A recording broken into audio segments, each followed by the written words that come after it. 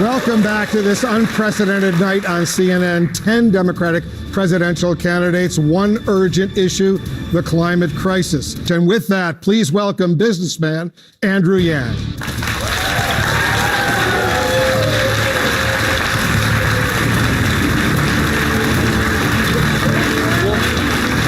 Thanks very much. Welcome. Thanks very much for coming. Please be seated. Mr. Yang, so what's the first thing you would do, and welcome to the CNN, this is a historic town hall. Welcome. What would be the first thing you would do to deal with this climate crisis if you were elected president? Well, the first thing I would do is rejoin the Paris Accords. We need to let the world know that the U.S. is open for business when fighting climate change is concerned, that we want to be the leader. And then I would redefine our economic benchmarks to actually include environmental sustainability. Because right now, the trap that Democrats are in is that we're being told that moving towards a green economy is bad for jobs, it's bad for business. And that couldn't be further from the truth. We actually need to redefine our economic measurements to include clean air and clean water and let America know that. So how do you change that? Well, the great thing is we made up GDP almost 100 years ago. Really. And even the inventor of GDP at the time said this is a terrible measurement for national well-being and we should never use it as that. And here we are almost 100 years later following it off a cliff. So all we need to do is, as your president, I will go down the street to the Bureau of Economic Analysis and say, hey, GDP, 100 years old, kind of out of date. Let's upgrade it with a new scorecard that includes our environmental sustainability and our goals, the carbon footprint that companies are putting out there, but also our kids' health, which is tied to the climate, health and life expectancy, also tied to the climate, mental health and freedom from substance abuse. These are all things we can tie to our economic measurements, and then you will see us accelerate in a big way, because we can't fall into this trap, this false dichotomy that what's good for the planet is bad for the economy. All right, we have some questions, starting with Evan O'Neill, who's here. He's from New York City, works for the New York Solar Energy Industries Association. Evan, go ahead. I live at sea level in New York City. You said in a presidential debate that we need to retreat from vulnerable neighborhoods such as mine. Is this a viable option for New York? It's one of America's great cultural and economic assets.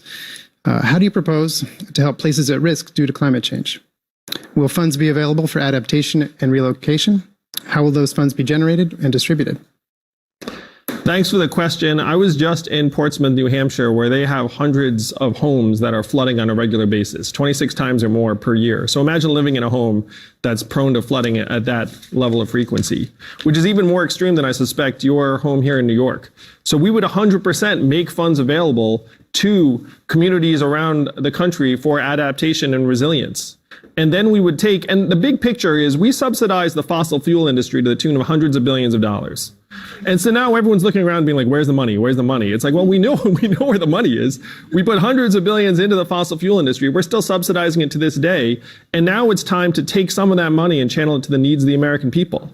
We're looking around, there are already climate refugees in the United States of America, people that we relocated from an island that was essentially becoming uninhabitable in Louisiana. We moved those people. None of this is speculative anymore. We need to get with the program, wake up to the reality around us, and let you know that you're not on your own. This is not a you problem. This is an us problem. And what do sophisticated, advanced societies do when there's an us problem? We put some of our collective resources to work and we solve the problems on the ground. Would you eliminate some subsidies for fossil fuel or all subsidies? I'd get rid of them all. I mean, why would you leave any of them on? And I have to say, well, it's even darker than this, because you know how they've been spending some of their money, their billions of dollars in profit, on a misinformation campaign to the American people. And they've taken our legislature hostage. They have the fossil fuel lobbying industry that's in the tens of millions a year. And so we have to take back our government for the American people. I've been running for president now for a number of months, and this is the brutal truth in our society. There's the people on one side and the money on another.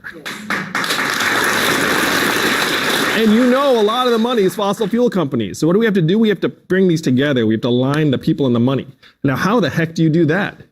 My plan is to give every American citizen 100 democracy dollars that you can give to any campaign or candidate that you like in any given year. This would wash out the lobbyist cash by a factor of 8 to 1. It would make it so that if I'm a candidate and you like me, and then I get 10,000 Americans to like me, let's say in a congressional race, that's $1 million. And then when the fossil fuel company comes and says, I've got a check for you for $50,000, you can say, I don't need your $50,000 check. I have the people. That's how we take the government back from fossil fuel companies and start getting our government working for us again. All right, I want to stay on this subject. We have a question from Vic Barrett from White Plains, New York. He's a fellow with the Alliance for Climate Education, has spoken at the UN Conference on Climate Change. He's among 21 youth activists between the ages of 10 and 21 who are suing the government for its contribution to climate change in the case of Juliana versus the United States. Vic, go ahead. Oh, innovative. Hi, thank you for taking my question. Do you agree that the President of the United States has the constitutional obligation to end federal government support and promotion of a fossil fuel energy system, considering it endangers all citizens, especially young people like myself and future generations? As I just stated, I would end all fossil fuel subsidies, and I'm going to take it a step further. I proposed a constitutional amendment that makes it the responsibility of the United States government to safeguard and protect our environment for future generations. It's part of my $5.5 trillion plan to help address climate change. We need a constitutional amendment. We need to move our economy towards sustainable sources of energy. Here's another brutal truth. The United States of America is only 15% of global emissions. So if we really want to get the best of climate change, we have to make it so that countries in Africa and the developing world choose wind and solar over coal. And right now, the Chinese are going to African countries and saying, I've got a power plant for you. Great news, it burns coal. And what does that African country say in response? Great, because they're just looking for cheap energy. So if we're going to get the best of climate change, we have to go into these countries and make renewable sources of energy more competitive. So that's number 2 or 3 if you include the constitutional amendment. Number 4, we need to get our people to higher ground. You're not on your own. We need to start making our communities more resilient and protect ourselves. And you all know, if you've heard anything about me in the campaign, what's my flagship proposal? Freedom dividend. Everyone gets $1,000 a month, $12,000 a year. That would help citizens of this country protect themselves in a natural disaster, because we all know when Hurricane Dorian or Hurricane Harvey hits, who suffers? Poor people, people of color, people who don't have a car they can get into and just drive to some relative's house. So we need to actually start protecting ourselves.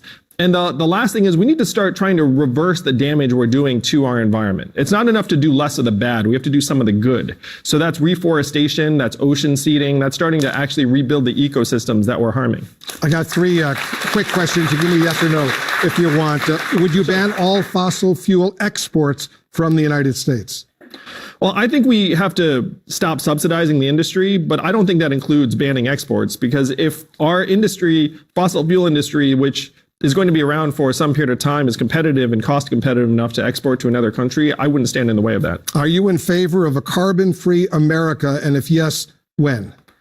I'm in favor of a carbon-free America, and my plan has us getting there in the next 30 years.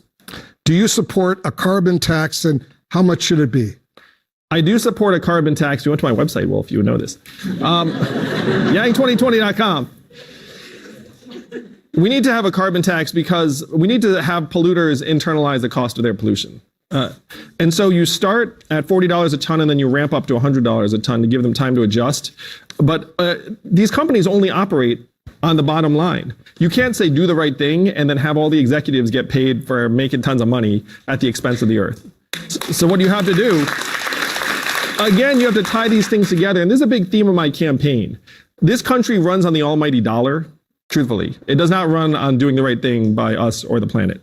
So what we have to do is we have to tie people's incentives to doing the right thing, and then you'll actually see their behavior change very quickly. I want to bring in CNN's chief climate correspondent, Bill Weir. Mr. Yang, a moment ago, you mentioned that sinking town in Louisiana, and I'm so glad you did because we have a map. It is called Ile de Jean Charles. That is the Gulf of Mexico, and this is 1985. Watch in a single generation how much seawater has taken over this part of America. Oh my gosh. And this is what it looks like. It is in a lifetime slipping into the sea, and it's so doomed that the federal government is spending, as you said, $48 million to move about 24 families 40 miles north. But I spent time there, and half of them do not want to leave the only home they've ever known. Some don't trust the government. They think this is a land grab. So if it's this expensive and costly to move less than 100 people, how do you envision a managed retreat for maybe millions from places like Miami, Charleston, elsewhere? This is one of the great challenges of our time, and most Americans like where they live. Most Americans do not have a strong inclination to leave, even in the wake of a natural disaster. So first, we need to try and invest in making some of these communities more resilient, which will not work in some cases, as in this town, but it will work in others. New York is an example where if we were to invest significant resources, we might be able to save. Essentially, it's one of those situations where you invest $1 billion and then save perhaps 5 or 10 billion in damages if you do it right. So there are some instances where you pre-invest before the disaster hits. The second thing is that when there are communities that need to be rebuilt, we need to do a better job of, frankly, building institutional trust in our society and the government again. Because right now, many Americans mistrust our government. We're living in a country where 78% of Americans are living paycheck to paycheck. Almost half can't afford an unexpected $500 bill. So when you come to them and say, hey, we have your interest at heart, they have their heads down and there's not much optimism or faith. So the freedom dividend of $1,000 a month, it has many effects, but one thing it does, it gets people's heads up. And studies have shown that getting the boot off of people's throats economically, one, it gets them focused on the big problems like climate change, because it's very hard to focus 10 years in the future if you're worried about next month's rent. But the second thing it does, it restores public faith and optimism and trust in our institutions, and then we'll be able to galvanize more energy around relocation over time. We have more questions for you, Mr. Yang. I want to take a quick break, a lot more on the climate threat. And in just minutes, it will be Senator Kamala Harris's turn on the stage. We'll be right back.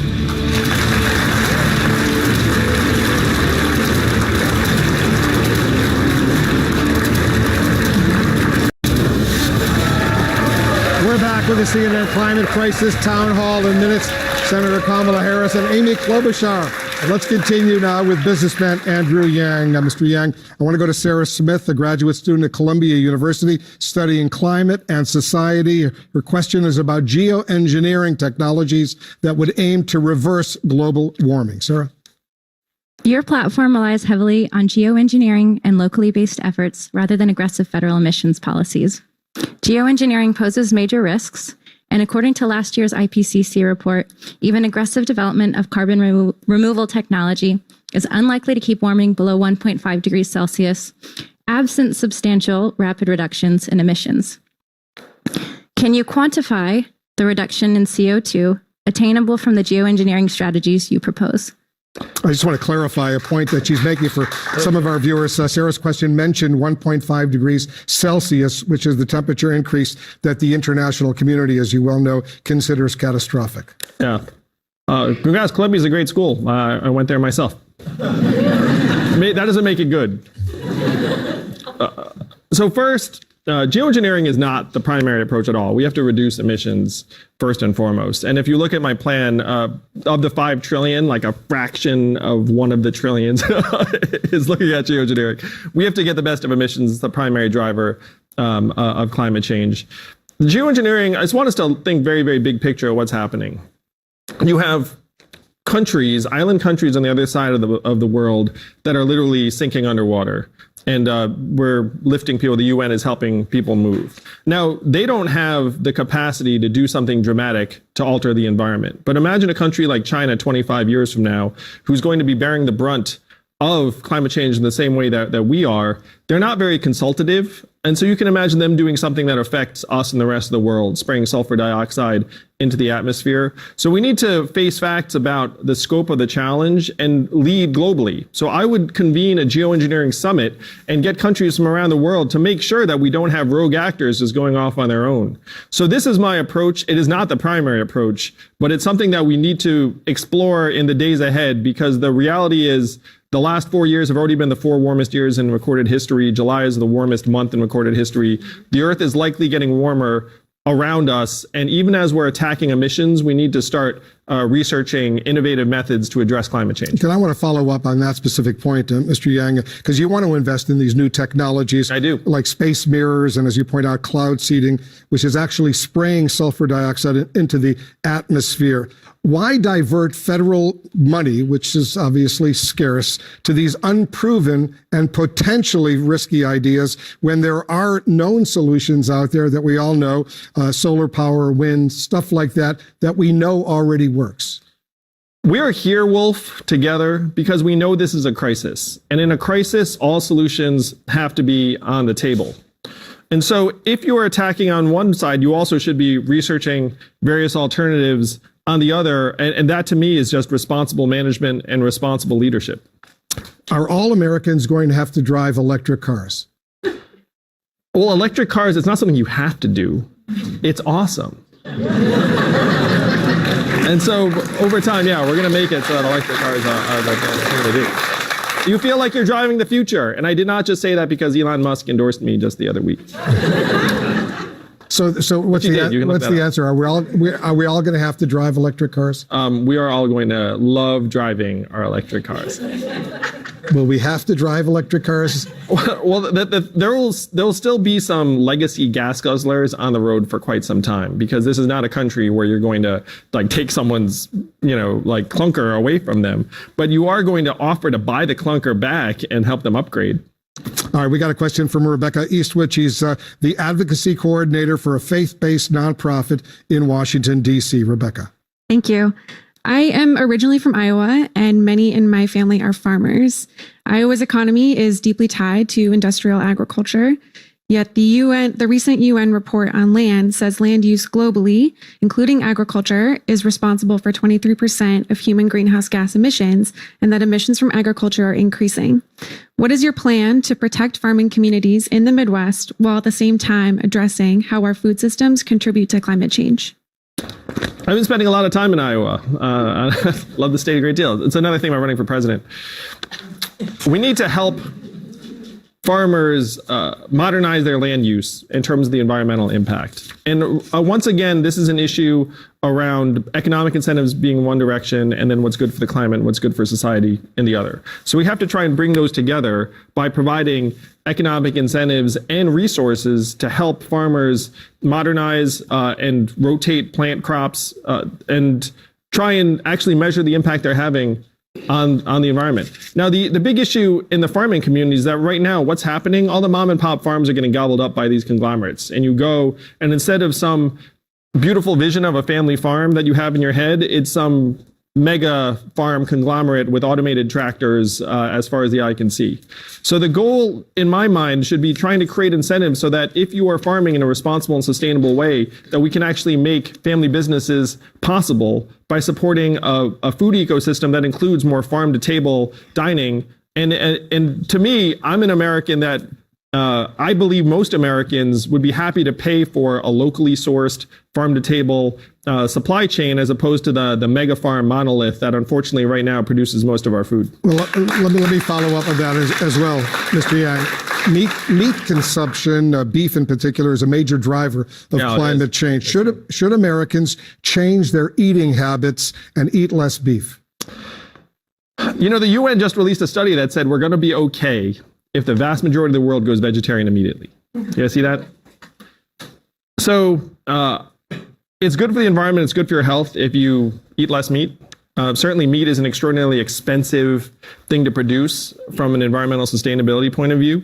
So I think it would be healthy on both an individual and a societal level for us to move in that direction.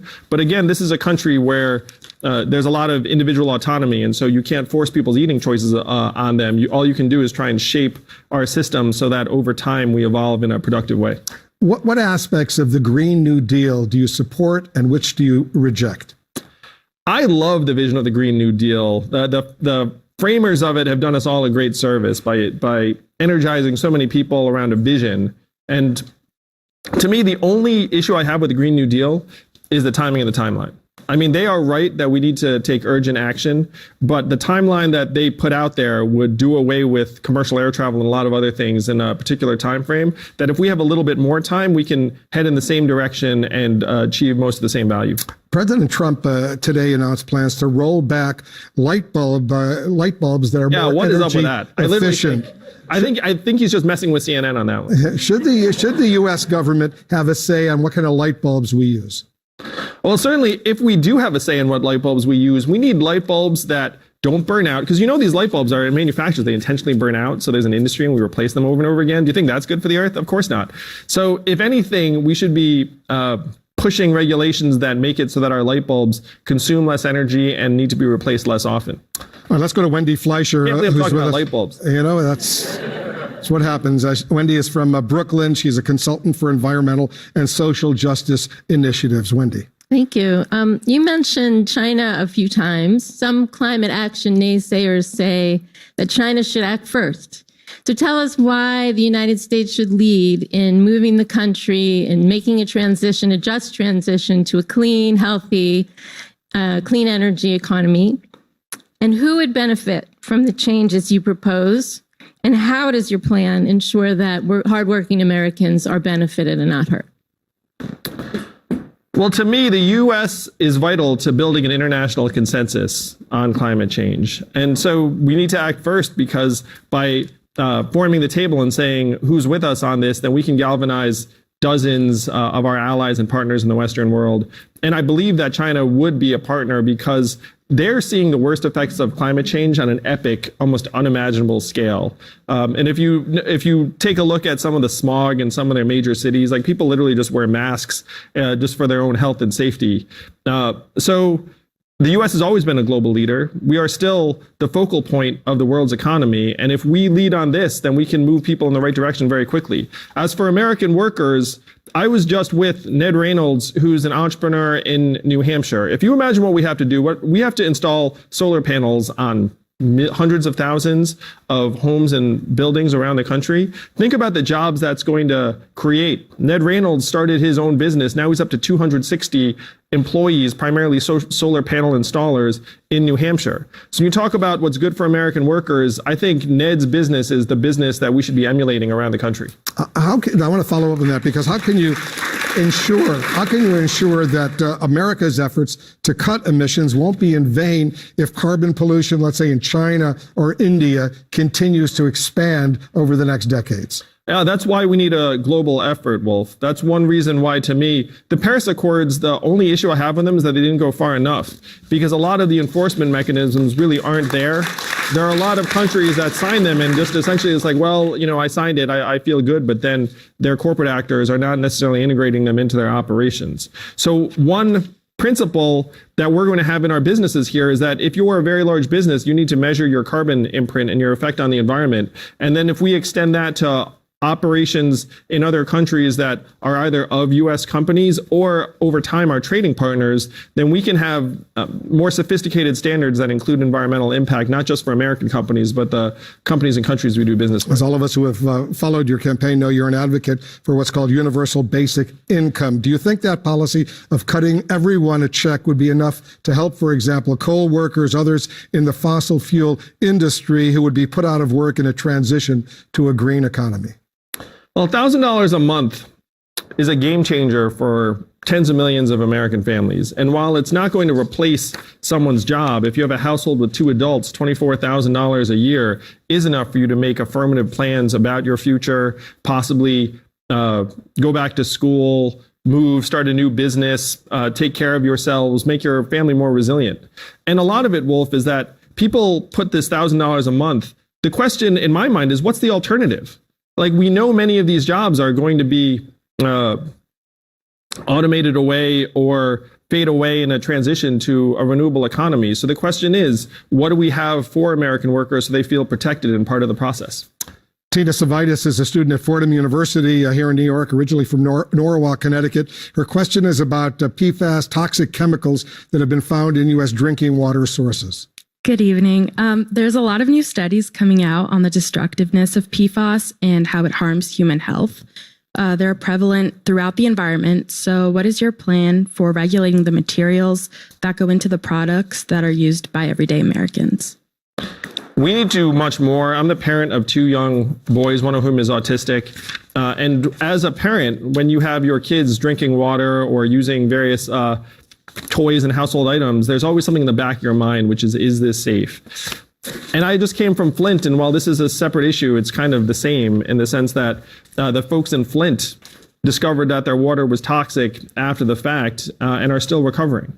So to me, safe drinking water is a fundamental human right, and that if you're an American, you should not be stressed out about the water that you are drinking and your kids are drinking. And this is, again, the problem with having the almighty dollar running our society, where people look up and say, oh, replacing the pipes is expensive, or, oh, another substance would be more expensive. Are you kidding me? You know what's expensive? Poisoning our kids. Yes. As you know, Mr. Yang, 20% of U.S. electricity is generated from nuclear power plants. What would you do with those plants? Would you decommission them? To me, nuclear energy needs to be on the table in a transition to a more renewable economy, because our society consumes a great deal of energy, and nuclear right now, it gets a bad rap in part because the technologies we're using are antiquated. And so if you look up, we are working on these new generation nuclear reactors that use thorium instead of uranium, and thorium is not natively fissile or radioactive. So the odds of a catastrophe drop precipitously. It's much, much safer to dispose of. It produces much more energy. So we need to upgrade to thorium-fueled reactors. And to me, though, trying to get rid of all the nuclear power plants that produce 20% of the nation's energy is not going to help us accomplish our goals. Would you ban all offshore oil drilling? Yes, I would. Okay.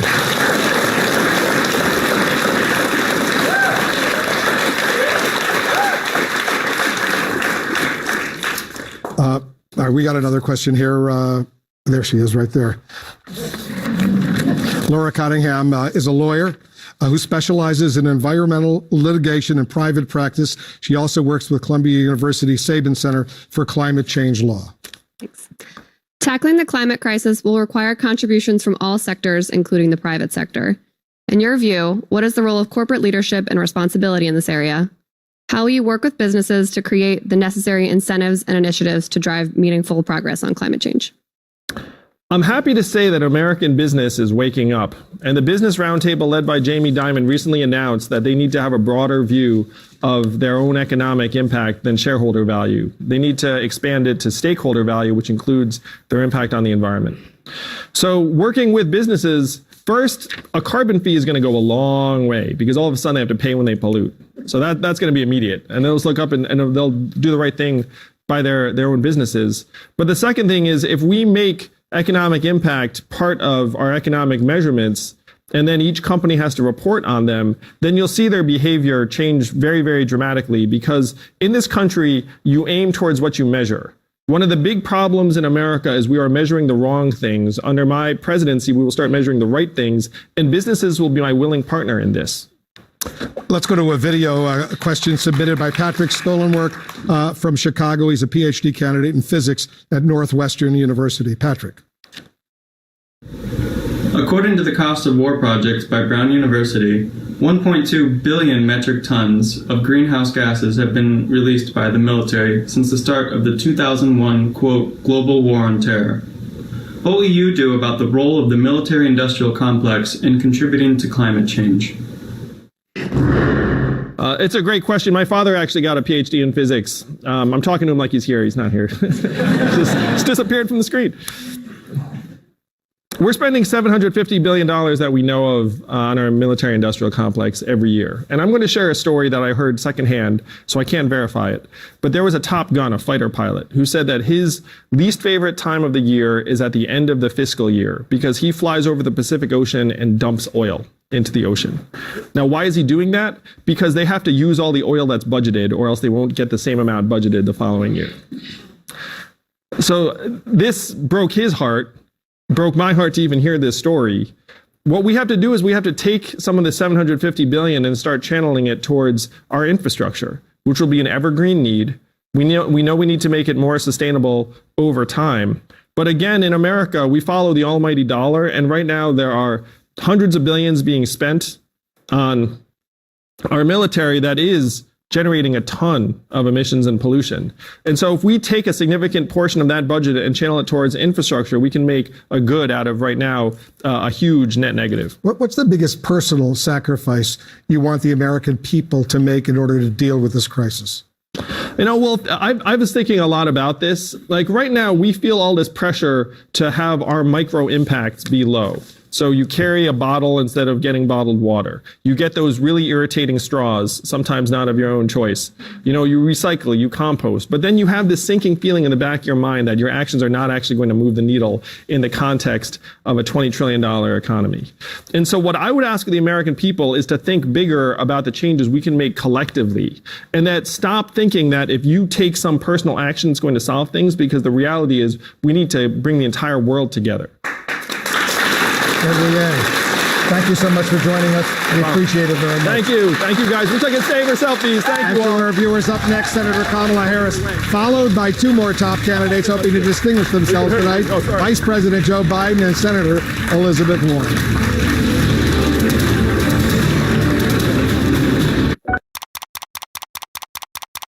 Yang Gang 2020. Yang Gang 2020. Yang Gang 2020. Yang Gang. Yeah, yeah. Yang Gang 2020. Yang Gang 2020. Yang Gang 2020. Yang Gang.